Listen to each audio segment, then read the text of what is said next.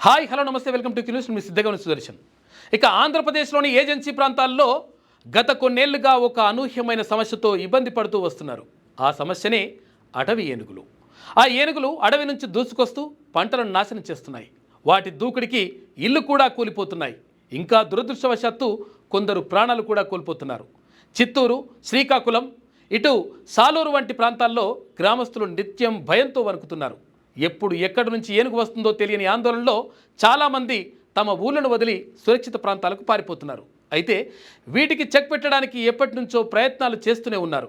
అందులో భాగంగానే కుంకి ఏనుగులు తీసుకొస్తున్నారు ఇప్పుడున్నటువంటి ప్రభుత్వం. ఇవి శిక్షణ పొందిన ఆసియా ఏనుగులు. అడవి ఏనుగులను నియంత్రించడంలో, గాయపడిన వాటిని రక్షించడంలో మరియు గ్రామాల నుంచి దూరంగా తరిమేందుకు అత్యంత నైపుణ్యం కలిగినవి. ఈ శాంతమైన జంతువులు మనుషులకు అత్యంత ఉపయోగకరంగా ఉంటాయి.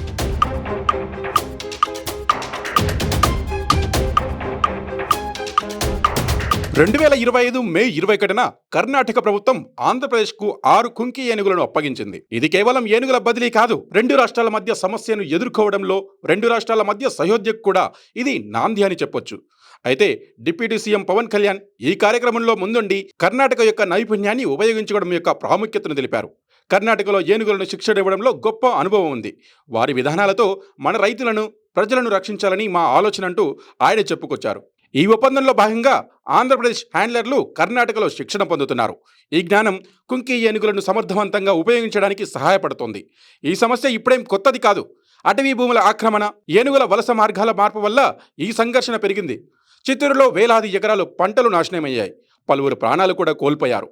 సాలూరు, పార్వతీపురం, మన్యం వంటి ప్రాంతాల్లో సమస్య మరింత తీవ్రంగా ఉంది. దీర్ఘకాలిక పరిష్కారంగా ఏనుగు కారిడార్లను ఏర్పాటు చేయాలని నిపుణులు సూచిస్తున్నారు.